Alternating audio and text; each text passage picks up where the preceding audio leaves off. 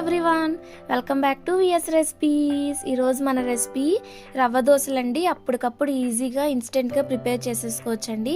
ఈ రవ్వ దోశల్లోకి కాంబినేషన్గా శనగగింజలు కొబ్బరి చట్నీ చాలా బాగుండిద్దండి. చట్నీ కూడా ఎలా ప్రిపేర్ చేసుకోవాలో చూపిస్తున్నాను. ముందుగా అయితే రవ్వ దోశల కోసం ఒక గిన్నెలో 1 కప్ దాకా బొంబాయి రవ్వను యాడ్ చేసుకోండి. తర్వాత 1/2 కప్ దాకా బియ్యం పిండి వేసుకోవాలి. తర్వాత ఒక 1/4 కప్ దాకా మైదా వేసుకొని ఒక గ్రీన్ చిల్లీని ఇలా సన్నగా కట్ చేసుకొని వేసుకోవాలి. తర్వాత చిన్న అల్లం ముక్క ఇలా సన్నగా కట్ చేసుకొని వేసుకొని కొద్దిగా కరివేపాకు కూడా కట్ చేసుకొని వేసుకోవాలి. తర్వాత 1 స్పూన్ దాకా జీలకర్ర అండ్ ఒక క్యారెట్ని ఇలా గ్రేట్ చేసుకొని వేసుకొని మొత్తాన్ని బాగా మిక్స్ చేసుకోవాలి. ఇలా మొత్తం బాగా మిక్స్ చేసేసుకున్నాక మన రుచికి సరిపడినంత సాల్ట్ యాడ్ చేసుకొని 1 గ్లాస్ దాకా మజ్జిగ వేసుకోవాలండి. మజ్జిగ వేసుకున్నాక ఎక్కడ ఉండలు లేకుండా బాగా మిక్స్ చేసుకోండి.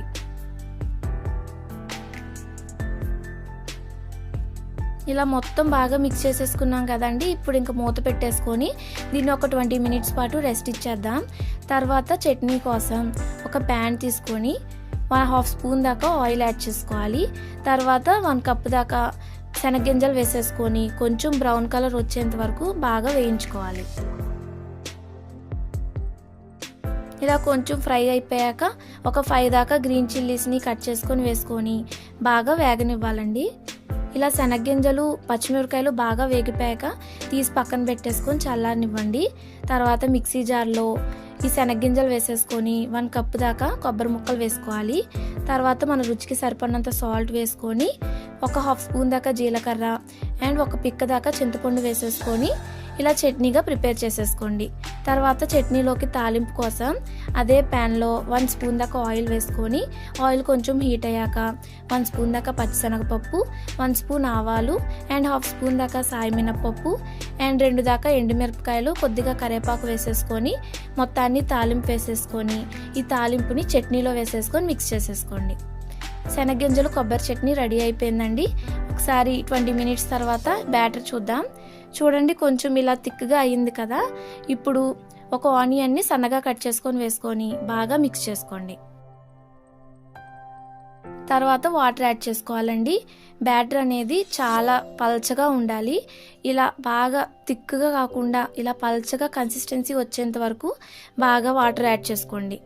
వాటర్ మీకు ఎంత పల్చగా కావాలంటే అంత వాటర్ యాడ్ చేసుకోవాలి. తర్వాత ప్యాన్ పెట్టుకొని ప్యాన్ కొంచెం హీట్ అయ్యాక దోశలు వేసుకోవాలండి. ఇలా దోశలు వేసే ముందు పిండిని కొంచెం బాగా కలుపుకోవాలి. ఇలా కొంచెం కలుపుతా వేసుకోవాలండి. ఇలా దోశలు వేసుకొని కొంచెం పైన లైట్గా ఆయిల్ వేసుకోవాలి. ఆయిల్ వేసి మీడియం టు హై ఫ్లేమ్లో వేగనివ్వాలండి. ఈ దోశలు కొంచెం టైం పడుతుంది. ఇలా కొంచెం బ్రౌన్ కలర్ వచ్చేంత వరకు వేగనిచ్చాక ఇంకా దోశల్ని తీసేసుకోవడమే. అంతే అండి, రవ్వ దోశలు రెడీ అయిపోయినాయి. ఎలా ఉందో మీరు కూడా తప్పకుండా ట్రై చేసేయండి. కామెంట్ చేయండి ప్లీజ్ అండి. నా వీడియో నచ్చితే కనుక లైక్ చేయండి, షేర్ చేయండి, సబ్స్క్రైబ్ చేయండి. Thank you for watching.